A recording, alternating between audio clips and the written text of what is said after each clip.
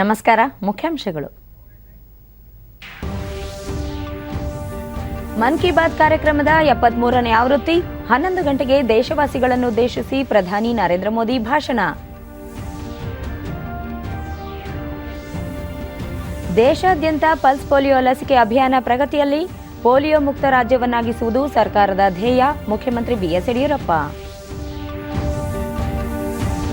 ರಾಷ್ಟ್ರಾದ್ಯಂತ ಈವರೆಗೆ 37 ಲಕ್ಷಕ್ಕೂ ಅಧಿಕ ಆರೋಗ್ಯ ಕಾರ್ಯಕರ್ತರಿಗೆ ಕೋವಿಡ್ ಲಸಿಕೆ, ಒಂದೇ ದಿನ ದಾಖಲೆಯ 2,06,000 ಮಂದಿಗೆ ಲಸಿಕೆ.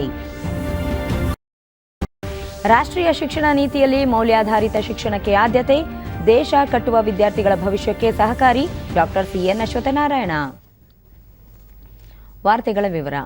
ಪ್ರಧಾನಿ ನರೇಂದ್ರ ಮೋದಿ ಅವರು ಆಕಾಶವಾಣಿಯ ಮನ್ ಕಿ ಬಾತ್ ಕಾರ್ಯಕ್ರಮದಲ್ಲಿ ಇನ್ನು ಕೆಲವೇ ಹೊತ್ತಿನಲ್ಲಿ ದೇಶವಾಸಿಗಳನ್ನುದ್ದೇಶಿಸಿ ತಮ್ಮ ಅನಿಸಿಕೆಗಳನ್ನು ಹಂಚಿಕೊಳ್ಳಲಿದ್ದಾರೆ.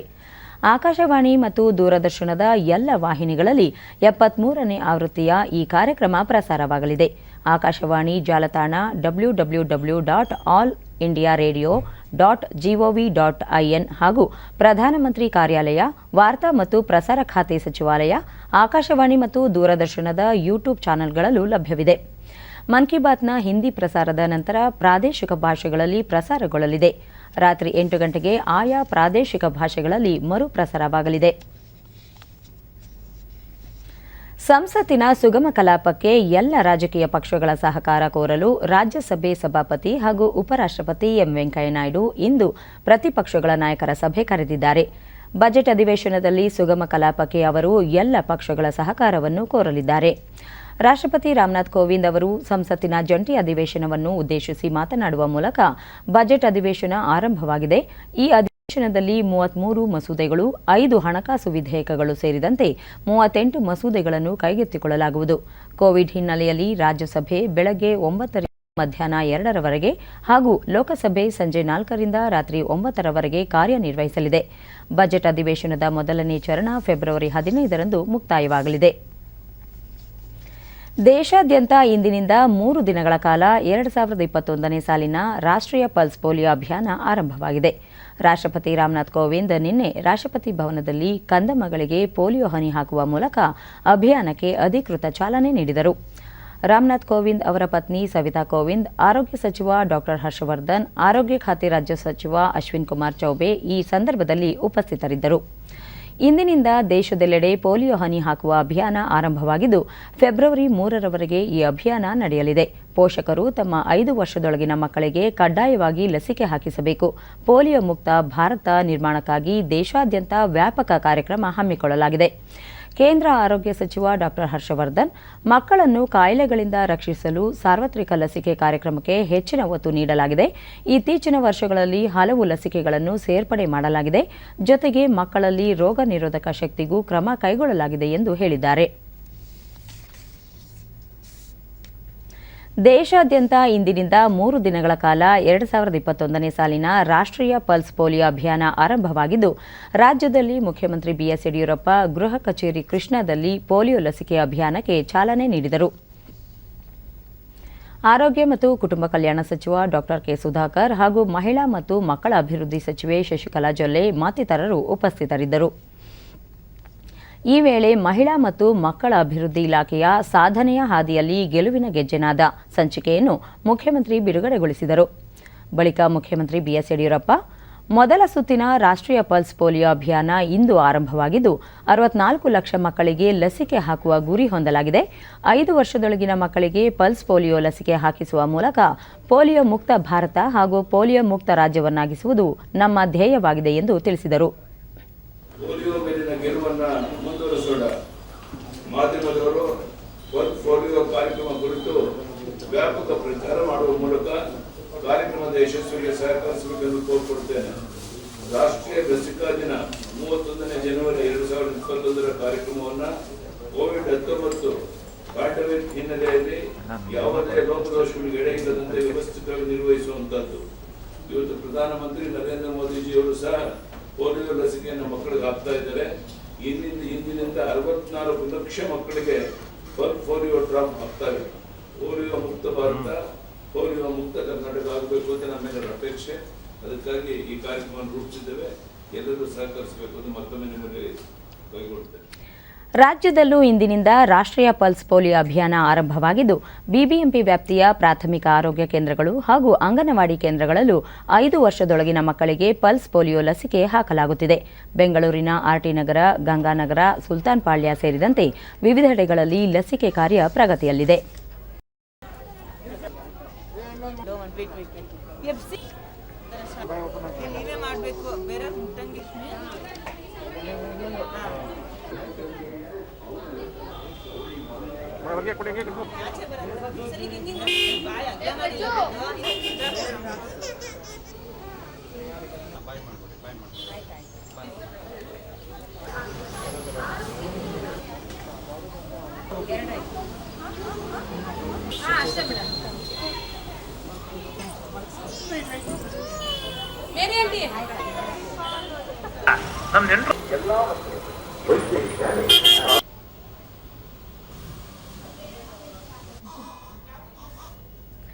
ದೇಶದಲ್ಲಿ ಕೋವಿಡ್-19 ಸೋಂಕು ಪ್ರಕರಣಗಳ ಸಂಖ್ಯೆಯಲ್ಲಿ ಗಣನೀಯ ಇಳಿಕೆ ಕಂಡುಬಂದಿದೆ. ಕಳೆದ 24 ಗಂಟೆಗಳಲ್ಲಿ ಹೊಸದಾಗಿ 13,052 ಕೊರೋನಾ ಸೋಂಕು ಪ್ರಕರಣಗಳು ದೃಢಪಟ್ಟಿವೆ. ಇದರೊಂದಿಗೆ ಕೋವಿಡ್-19 ಸೋಂಕಿತ ಪ್ರಕರಣಗಳ ಒಟ್ಟು ಸಂಖ್ಯೆ 1,46,183ಕ್ಕೆ ಏರಿಕೆಯಾಗಿದೆ. ದೇಶದಲ್ಲಿ ಒಟ್ಟು 1,68,784 ಸಕ್ರಿಯ ಪ್ರಕರಣಗಳಿದ್ದು, ಈ ಪ್ರಮಾಣ ಶೇಕಡಾ 1.57ಕ್ಕೆ ಇಳಿಕೆಯಾಗಿದೆ.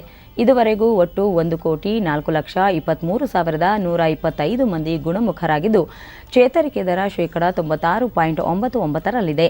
ದೇಶದಲ್ಲಿ ಈವರೆಗೆ 1,54,274 ಮಂದಿ ಸಾವನ್ನಪ್ಪಿದ್ದು, ಮರಣ ಪ್ರಮಾಣ ಶೇಕಡಾ 1.44ರಷ್ಟಿದೆ. ದೇಶಾದ್ಯಂತ ಈವರೆಗೆ 37 ಲಕ್ಷಕ್ಕೂ ಅಧಿಕ ಮುಂಚೂಣಿ ಆರೋಗ್ಯ ಕಾರ್ಯಕರ್ತರಿಗೆ ಕೋವಿಡ್-19 ಲಸಿಕೆ ನೀಡಲಾಗಿದೆ ಎಂದು ಕೇಂದ್ರ ಸರ್ಕಾರ ತಿಳಿಸಿದೆ. ನಿನ್ನೆ ಒಂದೇ ದಿನ 2,06,000 ಜನರಿಗೆ ಲಸಿಕೆ ಹಾಕಲಾಗಿದೆ. ಲಸಿಕೆ ಅಭಿಯಾನದಲ್ಲಿ ರಾಜಸ್ಥಾನ ಅಗ್ರಸ್ಥಾನದಲ್ಲಿದ್ದು, ನಂತರದಲ್ಲಿ ಕರ್ನಾಟಕ, ಮಧ್ಯಪ್ರದೇಶ ಮತ್ತು ಮಹಾರಾಷ್ಟ್ರ ರಾಜ್ಯಗಳಿವೆ. ಕೇಂದ್ರ ಆರೋಗ್ಯ ಕಾರ್ಯದರ್ಶಿ ರಾಜೇಶ್ ಭೂಷಣ್ ಕೋವಿಡ್ ಲಸಿಕೆಯ ಸ್ಥಿತಿಗತಿ ಕುರಿತು ನಿನ್ನೆ ಪರಾಮರ್ಶೆ ನಡೆಸಿದರು. ನಂತರ ರಾಜ್ಯ ಮತ್ತು ಕೇಂದ್ರಾಡಳಿತ ಪ್ರದೇಶಗಳು ಲಸಿಕೀಕರಣ ಅಭಿಯಾನವನ್ನು ಚುರುಕುಗೊಳಿಸಬೇಕು ಎಂದು ಸೂಚಿಸಿದರು. ಇನ್ನು ಹೆಚ್ಚಿನ ಸಂಖ್ಯೆಯಲ್ಲಿ ಲಸಿಕೆ ಅಭಿಯಾನವನ್ನು ಕೈಗೊಳ್ಳಬೇಕು. ದೇಶ ಅತ್ಯಂತ ತ್ವರಿತವಾಗಿ 1 ಮಿಲಿಯನ್ ಜನಸಂಖ್ಯೆಗೆ ಲಸಿಕೆ ಹಾಕುವ ಗುರಿಯನ್ನು ತಲುಪಬೇಕು ಎಂದರು. ಲಸಿಕೆ ಸಾಕಷ್ಟು ಪ್ರಮಾಣದಲ್ಲಿ ಲಭ್ಯವಿದೆ. ಕೋವಿನ್ ಸಾಫ್ಟ್ವೇರ್ನಲ್ಲಿದ್ದ ತಾಂತ್ರಿಕ ಸಮಸ್ಯೆಗಳನ್ನು ಪರಿಹರಿಸಲಾಗಿದೆ. ರಾಜ್ಯಗಳು ಮತ್ತು ಕೇಂದ್ರಾಡಳಿತ ಪ್ರದೇಶಗಳು ನಿರಂತರವಾಗಿ ರಾಜ್ಯ, ಜಿಲ್ಲಾ ಮತ್ತು ಬ್ಲಾಕ್ ಮಟ್ಟದಲ್ಲಿ ಸಭೆಗಳನ್ನು ನಡೆಸಿ ಪರಿಸ್ಥಿತಿಯನ್ನು ಅವಲೋಕಿಸಿ ಅಗತ್ಯ ಕ್ರಮಗಳನ್ನು ಕೈಗೊಳ್ಳಬೇಕು ಎಂದು ಅವರು ಸಲಹೆ ಮಾಡಿದ್ದಾರೆ.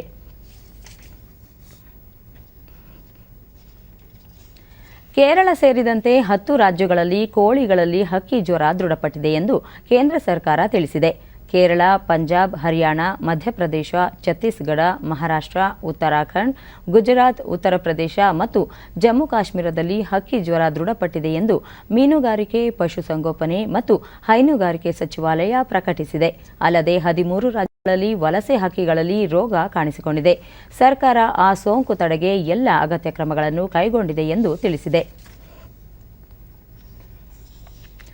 ಉಪ ಅರಣ್ಯ ಉತ್ಪನ್ನಗಳಿಗೆ ಕನಿಷ್ಠ ಬೆಂಬಲ ಬೆಲೆ ಯೋಜನೆಯಡಿ ಹೊಸದಾಗಿ 14 ಉತ್ಪನ್ನಗಳನ್ನು ಸೇರ್ಪಡೆ ಮಾಡಲು ಕೇಂದ್ರ ಸರ್ಕಾರ ನಿರ್ಧರಿಸಿದೆ. ಅವುಗಳಲ್ಲಿ ಬಿದಿರಿನ ಮೊಳಕೆ, ಮಲ್ಕನ್ಗನಿ ಬೀಜ, ಒಣ ಅಣಬೆ, ಗೂಡುಗಳು ಮತ್ತಿತರ ಉತ್ಪನ್ನಗಳು ಸೇರಿವೆ. ಈ ಉತ್ಪನ್ನಗಳಿಗೆ ಸ್ಪರ್ಧಾತ್ಮಕ ಹಾಗೂ ನ್ಯಾಯಯುತ ಬೆಲೆ ದೊರಕಿಸಿಕೊಡುವ ಮೂಲಕ ಆದಿವಾಸಿಗಳ ಬಲವರ್ಧನೆಗೆ ಕ್ರಮ ಕೈಗೊಳ್ಳಲಾಗುವುದು. ಕೇಂದ್ರ ಸರ್ಕಾರ ಉಪ ಅರಣ್ಯ ಉತ್ಪನ್ನಗಳ ಮಾರುಕಟ್ಟೆಗೆ ಕಾರ್ಯತಂತ್ರ ರೂಪಿಸಲು ಹಾಗೂ ಅವುಗಳ ಮೌಲ್ಯ ಬಲವರ್ಧನೆಗೆ ಕನಿಷ್ಠ ಬೆಂಬಲ ಬೆಲೆಯನ್ನು ನಿಗದಿಪಡಿಸಿದೆ. ಇದರಿಂದಾಗಿ ಅರಣ್ಯವಾಸಿಗಳ ಸಬಲೀಕರಣ ಜೊತೆಗೆ ಸಾಮಾಜಿಕ ಭದ್ರತೆಯೂ ದೊರಕಲಿದೆ. ಪ್ರಬುದ್ಧ ಭಾರತ ಮಾಸಿಕ ಪತ್ರಿಕೆಯ 125ನೇ ವಾರ್ಷಿಕೋತ್ಸವದ ಹಿನ್ನೆಲೆಯಲ್ಲಿ ಪ್ರಧಾನಿ ನರೇಂದ್ರ ಮೋದಿ ಇಂದು ಅಪರಾಹ್ನ ಭಾಷಣ ಮಾಡಲಿದ್ದಾರೆ. ಉತ್ತರಾಖಂಡ್ನ ಮಾಯಾವತಿ ಆಶ್ರಮದಲ್ಲಿರುವ ಅದ್ವೈತ ಆಶ್ರಮದ ಸಹಯೋಗದಲ್ಲಿ ಈ ಕಾರ್ಯಕ್ರಮ ನಡೆಯಲಿದೆ. 1896ರಲ್ಲಿ ಸ್ವಾಮಿ ವಿವೇಕಾನಂದರು ಪ್ರಾರಂಭಿಸಿದ ರಾಮಕೃಷ್ಣ ಅವರ ಸಂದೇಶಗಳನ್ನು ಸಾರುವ ಮಾಸಿಕ ಪತ್ರಿಕೆ ಪ್ರಬುದ್ಧ ಭಾರತ ದೇಶದ ಪ್ರಾಚೀನ ಆಧ್ಯಾತ್ಮಿಕ ಬುದ್ಧಿವಂತಿಕೆ ಸಂದೇಶವನ್ನು ಸಾರುತ್ತಿದೆ. ಚೆನ್ನೈನ ಈ ಹಿಂದಿನ ಮದ್ರಾಸ್ನಿಂದ ಇದರ ಪ್ರಕಟಣೆಯನ್ನು ಪ್ರಾರಂಭಿಸಲಾಗಿದ್ದು, ಅಲ್ಲಿ 2 ವರ್ಷಗಳವರೆಗೆ ಇದನ್ನು ಮುಂದುವರಿಸಲಾಯಿತು. ಬಳಿಕ ಅದನ್ನು ಅಲ್ಮೋರಾದಿಂದ ಪ್ರಕಟಿಸಲಾಯಿತು. ಬಳಿಕ 1899ರ ಏಪ್ರಿಲ್ ನಂತರ ಪ್ರಬುದ್ಧ ಭಾರತ ಮಾಸಿಕ ಪತ್ರಿಕೆಯ ಪ್ರಕಟಣೆ ಸ್ಥಳವನ್ನು ಅದ್ವೈತ ಆಶ್ರಮಕ್ಕೆ ಸ್ಥಳಾಂತರಿಸಲಾಯಿತು. ಭಾರತೀಯ ಸಂಸ್ಕೃತಿ, ಆಧ್ಯಾತ್ಮಿಕತೆ, ತತ್ವಶಾಸ್ತ್ರ, ಇತಿಹಾಸ, ಮನೋವಿಜ್ಞಾನ, ಕಲೆ ಮತ್ತು ಇತರೆ ಸಾಮಾಜಿಕ ವಿಷಯಗಳ ಕುರಿತು ಅನೇಕ ಶ್ರೇಷ್ಠ ವ್ಯಕ್ತಿಗಳು ಬರೆದಿರುವ ಬರಹಗಳು ಪ್ರಬುದ್ಧ ಭಾರತದ ಪುಟಗಳಲ್ಲಿ ಪ್ರಕಟಗೊಂಡಿವೆ. ಮುಂಬರುವ ತಮಿಳುನಾಡು ವಿಧಾನಸಭಾ ಚುನಾವಣೆಯನ್ನು ಎಐಎಡಿಎಂಕೆ ಮೈತ್ರಿಯೊಂದಿಗೆ ಭಾರತೀಯ ಜನತಾ ಪಕ್ಷ ಎದುರಿಸಲಿದೆ ಎಂದು ಪಕ್ಷದ ರಾಷ್ಟ್ರೀಯ ಅಧ್ಯಕ್ಷ ಜೆಪಿ ನಡ್ಡಾ ಹೇಳಿದ್ದಾರೆ. ಮದುರೈನಲ್ಲಿ ನಿನ್ನೆ ಸಾರ್ವಜನಿಕ ಸಭೆಯನ್ನು ಉದ್ದೇಶಿಸಿ ಮಾತನಾಡಿದ ಅವರು, ರಾಷ್ಟ್ರದ ಜೊತೆ ಬಿಜೆಪಿಯೂ ಸಹ ಪ್ರಗತಿ ಸಾಧಿಸುತ್ತಿದೆ. ಪಕ್ಷವನ್ನು ಇನ್ನಷ್ಟು ಬಲಪಡಿಸುವ ದೃಷ್ಟಿಯಿಂದ ರಾಜ್ಯದಲ್ಲಿ ಬಿಜೆಪಿ ಎಐಎಡಿಎಂಕೆ ಮೈತ್ರಿಯೊಂದಿಗೆ ಚುನಾವಣೆಯನ್ನು ಎದುರಿಸಲಿದೆ ಎಂದು ಹೇಳಿದರು. ಕೇಂದ್ರ ಸರ್ಕಾರದ ಹಲವು ಯೋಜನೆಗಳ ಅನುಷ್ಠಾನವನ್ನು ರಾಜ್ಯದಲ್ಲಿ ಯಶಸ್ವಿಯಾಗಿ ಕೈಗೊಳ್ಳಲಾಗಿದೆ.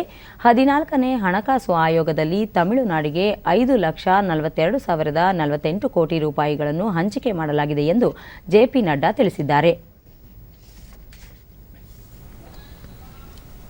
Bharatiya Janata Party has decided that in coming times in the elections, BJP along with All India Anna DMK and along with the like-minded parties will be going for the election. ರಾಷ್ಟ್ರೀಯ ಶಿಕ್ಷಣ ನೀತಿಯಲ್ಲಿ ಮೌಲ್ಯಾಧಾರಿತ ಶಿಕ್ಷಣಕ್ಕೆ ಹೆಚ್ಚಿನ ಒತ್ತು ನೀಡಲಾಗಿದೆ ಎಂದು ಉಪಮುಖ್ಯಮಂತ್ರಿ ಹಾಗೂ ಉನ್ನತ ಶಿಕ್ಷಣ ಸಚಿವ ಡಾ ಸಿಎನ್ ಅಶ್ವತ್ಥನಾರಾಯಣ ಬೆಂಗಳೂರಿನಲ್ಲಿ ನಿನ್ನೆ ತಿಳಿಸಿದ್ದಾರೆ.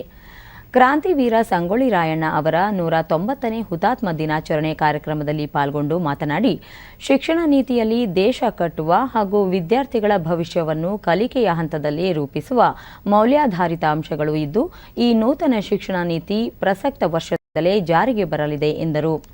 ಸಂಗೊಳ್ಳಿ ರಾಯಣ್ಣ ನಾಡಿನ ಅಂತರಾತ್ಮ ಧ್ವನಿಯಾಗಿ ತಾಯ್ನಾಡಿಗಾಗಿ ಹೋರಾಡುತ್ತಲೇ ಮರಣ ಹೊಂದಿದ ಮಹಾಪುರುಷರು. ಅವರ ತತ್ವಾದರ್ಶಗಳು ಸದಾ ನಮಗೆ ಸ್ಫೂರ್ತಿ. ಶಿಕ್ಷಣದಿಂದ ಸಮಾಜದ ಎಲ್ಲ ಸಮಸ್ಯೆಗಳಿಗೆ ಪರಿಹಾರ ಸಾಧ್ಯ ಎಂದು ಹೇಳಿದರು. ಪ್ರತಿಪಕ್ಷ ನಾಯಕ ಸಿದ್ದರಾಮಯ್ಯ, ಆದಿಚುಂಚನಗಿರಿ ಮಹಾಸಂಸ್ಥಾನ ಮಠದ ಪೀಠಾಧ್ಯಕ್ಷರಾದ ನಿರ್ಮಲಾನಂದನಾಥ ಸ್ವಾಮೀಜಿ ಮತ್ತಿತರರು ಉಪಸ್ಥಿತರಿದ್ದರು. ರೇಷ್ಮೆ ಹಾಗೂ ತೋಟಗಾರಿಕೆ ಸಚಿವ ಶಂಕರ್ ತೋಟಗಾರಿಕಾ ಹಾಗೂ ರೇಷ್ಮೆ ಬೆಳೆಗಾರರ ಸಂಕಷ್ಟ ಅರಿಯಲು ನಿನ್ನೆ ರಾಮನಗರ ಜಿಲ್ಲೆಯ ಬೈರಮಂಗಲ ಗ್ರಾಮದ ರೇಷ್ಮೆ ಬೆಳೆಗಾರರ ತೋಟಗಳಿಗೆ ಭೇಟಿ ನೀಡಿ ಪರಿಶೀಲಿಸಿದರು. ಈ ವೇಳೆ ರೇಷ್ಮೆ ಬೆಳೆಗೆ ಸೂಕ್ತ ರೋಗ ನಿರೋಧಕ ಸಿಂಪಡಣೆ ಕುರಿತು ಸಚಿವರು ಮಾಹಿತಿ ಪಡೆದರು.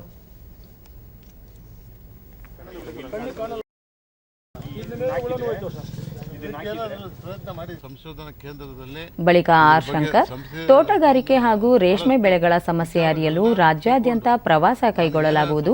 ಮುಂದಿನ ದಿನಗಳಲ್ಲಿ ರೈತರ ಸಮಸ್ಯೆಗಳನ್ನು ಅರಿಯಲು ವಿಚಾರ ಸಂಕಿರಣ ಆಯೋಜಿಸುವ ಚಿಂತನೆ ಇದೆ. ಆ ಮೂಲಕ ರೈತರು ವಿಚಾರ ವಿನಿಮಯ ನಡೆಸಲು ಸಾಧ್ಯವಾಗಲಿದೆ. ರೈತರನ್ನು ಆರ್ಥಿಕವಾಗಿ ಸದೃಢಗೊಳಿಸಲು ಸರ್ಕಾರ ಬದ್ಧವಿದ್ದು, ಆ ನಿಟ್ಟಿನಲ್ಲಿ ಅಗತ್ಯ ಕಾರ್ಯಯೋಜನೆಗಳನ್ನು ರೂಪಿಸಲಾಗುವುದು ಎಂದು ತಿಳಿಸಿದರು. ಬುಡವನ್ನು ಹೊರದು ಬುಡ ಕೆಳಗೆ ಉರುಳಿ ಬೀಳ್ತಕ್ಕಂಥದ್ದು ಈಗ ಅಲ್ಲಿ ಮುಗಿಸ್ಕೊಂಡು ಈಗ ತಾನೇ ನಾನು ಈಗ ರೇಷ್ಮೆ ಬೆಳೆಗಾರರ ಒಂದು ಸಮಸ್ಯೆಗಳೇನಿದ್ದಾವೆ ಅದನ್ನು ನೋಡ್ಲಿಕ್ಕೆ ಬಂದಿದ್ದೇನೆ. ಇದರಿಂದ ನಾನು ರಾಜ್ಯದಲ್ಲಿ ಎಲ್ಲ ಬೆಳೆ ಇವತ್ತು ತೋಟಗಾರಿಕೆ ಮತ್ತು ರೇಷ್ಮೆಗೆ ಸಂಬಂಧಪಟ್ಟಂತೆ ಎಲ್ಲ ಜಿಲ್ಲೆಗಳಲ್ಲೂ ಸಮಸ್ಯೆಗಳನ್ನು ಕೇಳಲಿಕ್ಕೆ ನಾನು ಎಲ್ಲ ಕಡೆ ಪ್ರವಾಸ ಮಾಡ್ತೇನೆ. ಜೊತೆಗೆ ತಿಂಗಳಿಗೊಂದು ಕಾರ್ಯಾಗಾರ ಮಾಡ್ತಾ ಇದ್ದೇನೆ. ರಾಜ್ಯ ಸರ್ಕಾರಿ ನೌಕರರ ಸಂಘ ಆಯೋಜಿಸಿದ ಜಿಲ್ಲಾ ಮಟ್ಟದ ಪ್ರತಿಭಾ ಪುರಸ್ಕಾರ ಮತ್ತು ರಾಜ್ಯ ಸರ್ಕಾರಿ ನೌಕರರ ಸೇವಾ ರತ್ನ ಪ್ರಶಸ್ತಿ ಪ್ರದಾನ ಸಮಾರಂಭವನ್ನು ಪರಿಸರ ಮತ್ತು ಪ್ರವಾಸೋದ್ಯಮ ಸಚಿವ ಸಿಪಿ ಯೋಗೇಶ್ವರ್ ರಾಮನಗರದಲ್ಲಿ ನಿನ್ನೆ ಉದ್ಘಾಟಿಸಿದರು. ವಿಧಾನ ಪರಿಷತ್ ಸದಸ್ಯ ಸಿಎಂ ಲಿಂಗಪ್ಪ, ಶಾಸಕ ಎ ಮಂಜುನಾಥ್ ಮತ್ತಿತರರು ಉಪಸ್ಥಿತರಿದ್ದರು.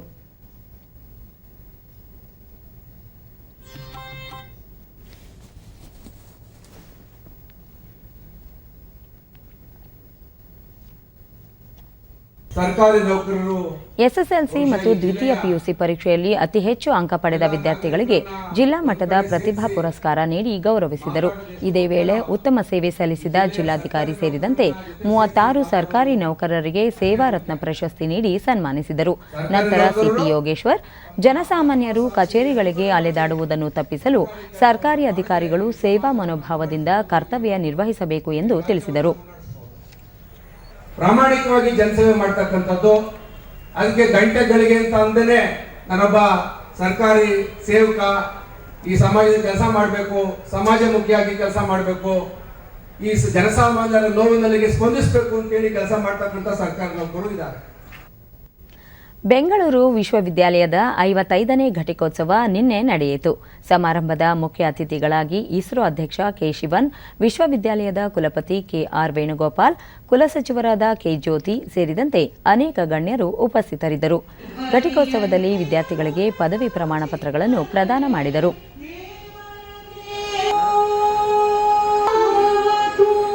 Science Integrated Master of Biological Science. Conversation with you show yourself worthy of the same. Of authority vested in me, education and law. I also admit the rest of the candidates. India is ನಂತರ ಮಾತನಾಡಿದ K ಶಿವನ್, ಬೆಂಗಳೂರು ದೇಶದ ಮಾದರಿ ನಗರವಾಗಿದೆ.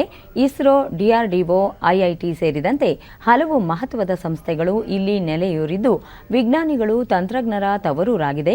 ವಿದ್ಯಾರ್ಥಿಗಳು ಉತ್ತಮ ಜೀವನ ರೂಪಿಸಿಕೊಳ್ಳುವ ಜೊತೆಗೆ ಸಮಾಜಕ್ಕೆ ತಮ್ಮ ಸೇವೆ ಸಲ್ಲಿಸುವುದನ್ನು ಮರೆಯಬಾರದು ಎಂದು ತಿಳಿಸಿದರು. With millions of opportunities for national development, you all are much smarter and aware about these scenarios than the older generations. Nevertheless, remember, you are unlikely to get your dream job or create a successful business simply by wishing for it.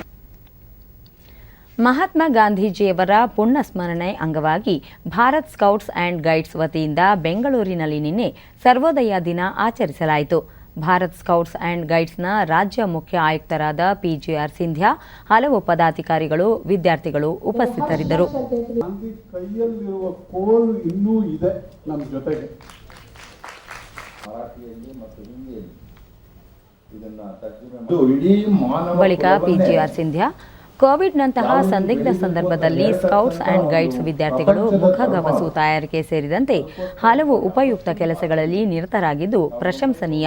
Mahatma ಗಾಂಧೀಜಿಯವರ ಸರಳತೆ, ಸ್ವಾವಲಂಬನೆ, ಪ್ರಕೃತಿ ಪ್ರೇಮ ಹಾಗೂ ಅವರ ತತ್ವ ಆದರ್ಶಗಳು ಇಂದಿಗೂ ಸ್ಫೂರ್ತಿದಾಯಕ ಎಂದರು.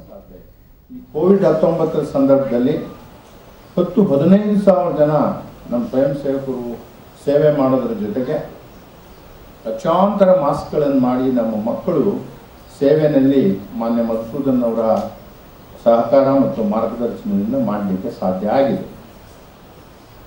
36-35 ಲಕ್ಷ ಮಕ್ಕಳಿಗೆ ಇವರು ತಲುಪಿದ್ದಾರೆ. ಅದನ್ನು ನಾವು ಚೆನ್ನಾಗಿ ಬಳಸ್ಕೊಂಡಿದ್ದೇವೆ ಮೊನ್ನೆ ಕೋವಿಡ್ ಸಂದರ್ಭದಲ್ಲಿ. ಕೊರೋನಾ ಸಾಂಕ್ರಾಮಿಕ ಭೀತಿ ನಡುವೆಯೂ ಕೊಪ್ಪಳದ ಗವಿಸಿದ್ದೇಶ್ವರ ಜಾತ್ರಾ ಮಹೋತ್ಸವ ನೆರವೇರಿತು. ಕೋವಿಡ್-19ರ ಭೀತಿ ಹೆಚ್ಚಾಗಿರುವ ಹಿನ್ನೆಲೆಯಲ್ಲಿ ಹೆಚ್ಚು ಜನ ಸೇರದಂತೆ ಮುಂಜಾಗ್ರತಾ ಕ್ರಮಗಳನ್ನು ಕೈಗೊಳ್ಳಲಾಗಿತ್ತು. ಈ ಬಾರಿ ಭಕ್ತರು ಹೆಚ್ಚಿನ ಸಂಖ್ಯೆಯಲ್ಲಿ ಸೇರಬಾರದು ಎಂಬ ಕಾರಣದಿಂದ ತೇರು ಎಳೆಯುವ ಸಮಯವನ್ನು ಬದಲಾಯಿಸಲಾಗಿತ್ತು. ಅನೇಕ ಗಣ್ಯ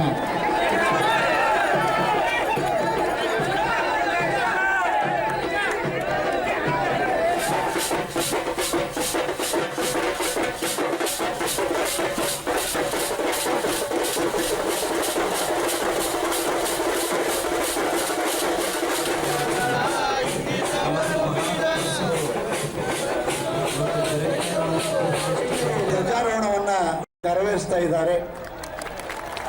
ಮಾನ್ಯ ಶಾಸಕರು, ಸಚಿವರು ನಿಲ್ಲಬೇಕು, ಪುರುಷರು ನಿಲ್ಲಬೇಕು ಅನ್ನುವಂಥ ಮಾತನ್ನ ತಮ್ಮಲ್ಲಿ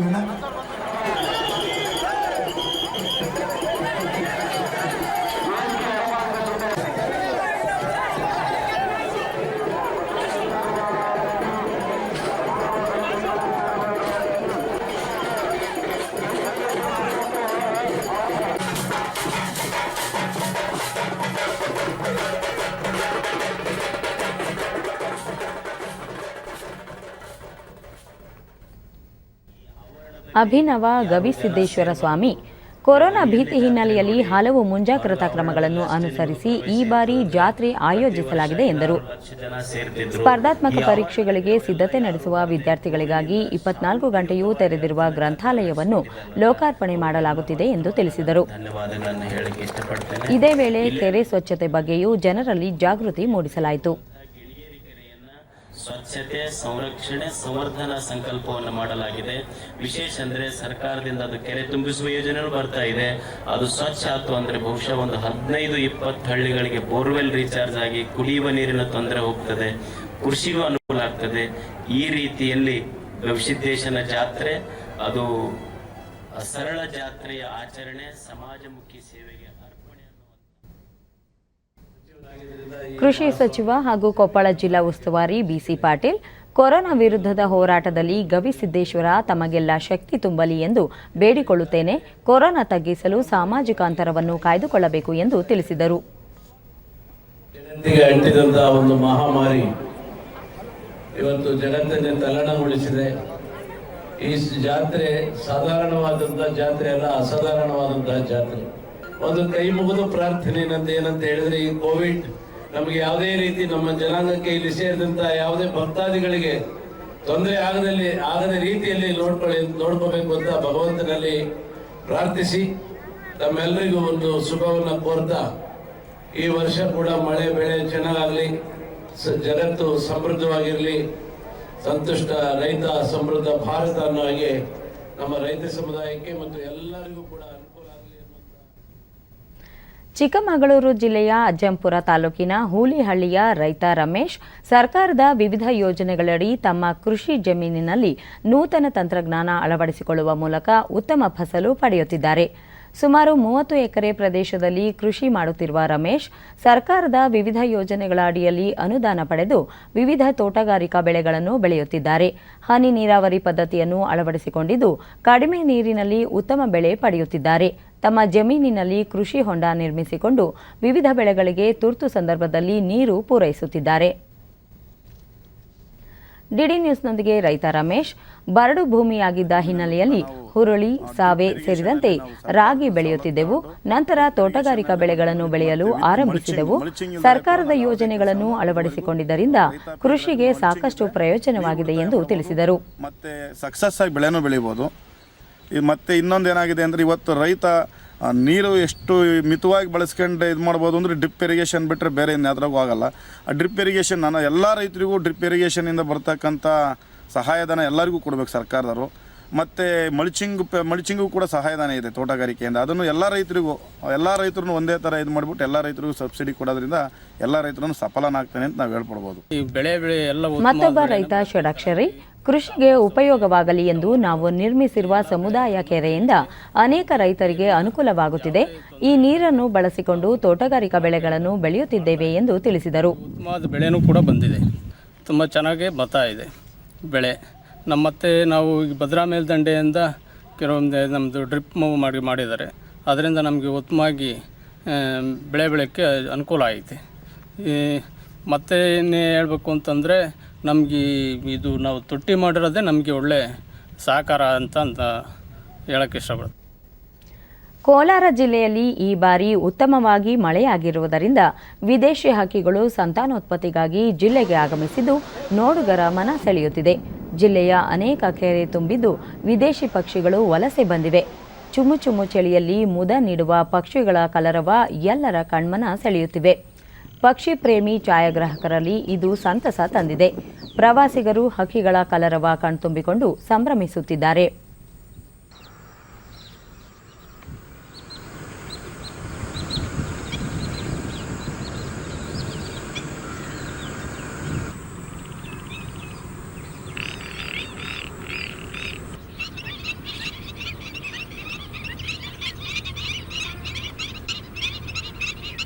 ಸಾಮಾನ್ಯವಾಗಿ ನಿವೃತ್ತ ಅರಣ್ಯಾಧಿಕಾರಿ ಪುರುಷೋತ್ತಮ ರಾವ್ ಪಕ್ಷಿಗಳು ಆಹಾರದ ಅಗತ್ಯತೆ ಹಾಗೂ ಪ್ರತಿಕೂಲ ಹವಾಮಾನದಿಂದ ರಕ್ಷಣೆ ಪಡೆಯಲು ವಲಸೆ ಬರುತ್ತವೆ.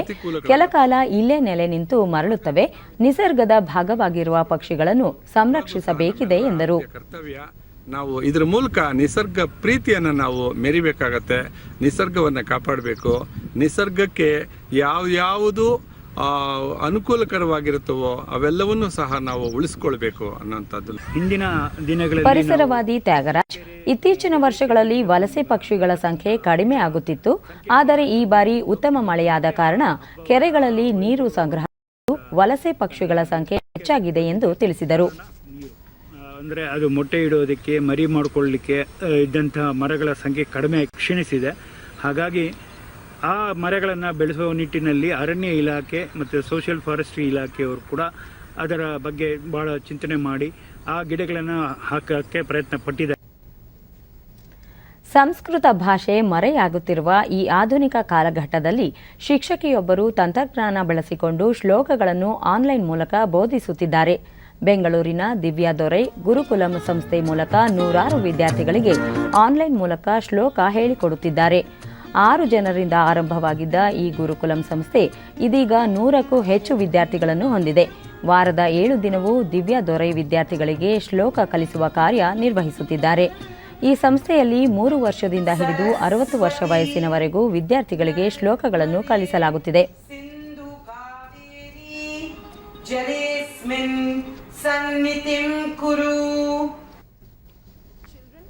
ಡಿಡಿ ನ್ಯೂಸ್ನೊಂದಿಗೆ ಶಿಕ್ಷಕಿ ದಿವ್ಯಾ ದೊರೈ, ಶ್ಲೋಕಗಳನ್ನು ನಾವು ವಯಸ್ಸಿನ ಆಧಾರದಲ್ಲಿ ಕಲಿಸುತ್ತೇವೆ. ವಿದ್ಯಾರ್ಥಿಗಳು ಆರಂಭಿಕ ಹಂತದಲ್ಲಿ ಶ್ಲೋಕಗಳನ್ನು ಕಲಿಯುವಾಗ ಸಂಸ್ಕೃತ ಭಾಷೆ ಅವರಿಗೆ ಹೊಸದಾಗಿರುತ್ತದೆ. ಹೀಗಾಗಿ ವಿದ್ಯಾರ್ಥಿಯ ಕಲಿಕೆ ಸಾಮರ್ಥ್ಯಕ್ಕೆ ಅನುಗುಣವಾಗಿ ಶ್ಲೋಕಗಳನ್ನು ಕಲಿಸುತ್ತಿದ್ದೇವೆ ಎಂದು ತಿಳಿಸಿದರು. And anybody of any age is a part of Gurukulam. And since our shlokas are all curriculum based, andre shloka book nalli Hanuman Chalisa ide, Ashtakas ide, Mahishasura Mardini ide, Vishnu Sahasranama ide, ella ide, and I teach as per the age group of the child. So we are working on 3 different areas. One is reading skills, the other is memorizing skills, and the other is math skills. So ಕೊನೆಯಲ್ಲಿ ಮತ್ತೊಮ್ಮೆ ಮುಖ್ಯಾಂಶಗಳು. ಮನ್ ಕಿ ಬಾತ್ ಕಾರ್ಯಕ್ರಮದ 73ನೇ ಆವೃತ್ತಿ 11 ಗಂಟೆಗೆ ದೇಶವಾಸಿಗಳನ್ನು ಉದ್ದೇಶಿಸಿ ಪ್ರಧಾನಿ ನರೇಂದ್ರ ಮೋದಿ ಭಾಷಣ. ದೇಶಾದ್ಯಂತ ಪಲ್ಸ್ ಪೋಲಿಯೋ ಲಸಿಕೆ ಅಭಿಯಾನ ಪ್ರಗತಿಯಲ್ಲಿ, ಪೋಲಿಯೋ ಮುಕ್ತ ರಾಜ್ಯವನ್ನಾಗಿಸುವುದು ಸರ್ಕಾರದ ಧ್ಯೇಯ, ಮುಖ್ಯಮಂತ್ರಿ ಬಿಎಸ್ ಯಡಿಯೂರಪ್ಪ. ರಾಷ್ಟ್ರಾದ್ಯಂತ ಈವರೆಗೆ 37 ಲಕ್ಷಕ್ಕೂ ಅಧಿಕ ಆರೋಗ್ಯ ಕಾರ್ಯಕರ್ತರಿಗೆ ಕೋವಿಡ್ ಲಸಿಕೆ, ಒಂದೇ ದಿನ ದಾಖಲೆಯ 2,06,000 ಮಂದಿಗೆ ಲಸಿಕೆ. ರಾಷ್ಟ್ರೀಯ ಶಿಕ್ಷಣ ನೀತಿಯಲ್ಲಿ ಮೌಲ್ಯಾಧಾರಿತ ಶಿಕ್ಷಣಕ್ಕೆ ಆದ್ಯತೆ, ದೇಶ ಕಟ್ಟುವ ವಿದ್ಯಾರ್ಥಿಗಳ ಭವಿಷ್ಯಕ್ಕೆ ಸಹಕಾರಿ, ಡಾಕ್ಟರ್ ಸಿಎನ್ ಅಶ್ವತ್ಥನಾರಾಯಣ. ನಮ್ಮ ವಾರ್ತಾ ಪ್ರಸಾರವನ್ನು ನೀವು ಡಿಡಿ ಚಂದನ ನ್ಯೂಸ್ ಯೂಟ್ಯೂಬ್ ಚಾನೆಲ್ನಲ್ಲೂ ವೀಕ್ಷಿಸಬಹುದು. ನಮ್ಮ ಮುಂದಿನ ವಾರ್ತಾ ಪ್ರಸಾರ ಮಧ್ಯಾಹ್ನ 1 ಗಂಟೆಗೆ ಡಿಡಿ ಚಂದನದಲ್ಲಿ. ನಮಸ್ಕಾರ.